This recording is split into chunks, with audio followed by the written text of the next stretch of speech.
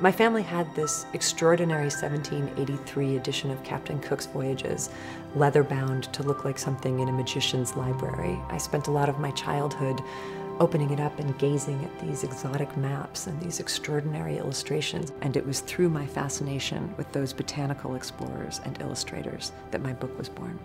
The signature of all things is the name of a 16th century theory that was posited by this German mystic who believed that God had imprinted a message into the shape and form of every plant on earth about what that plant was for.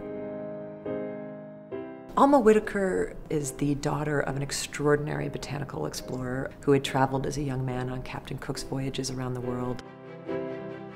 And Alma, therefore, is born into this rarefied world. She has access to one of the greatest libraries in the New World. The world is at her fingertips, except for literally. She cannot leave the estate. She is her father's assistant, his secretary. He needs her. And her intellectual restlessness has been causing depression and fear. What is she going to do with this great mind?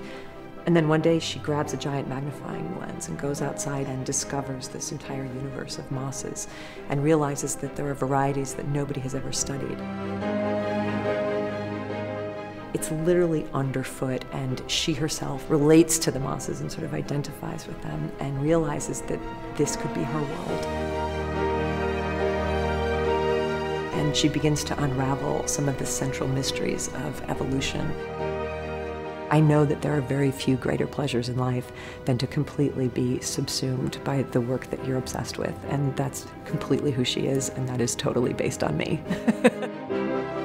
It's not enough for me to just hear about something or read about something. I want to know it in my bones. I want to go out and roll around in the world that I'm inventing.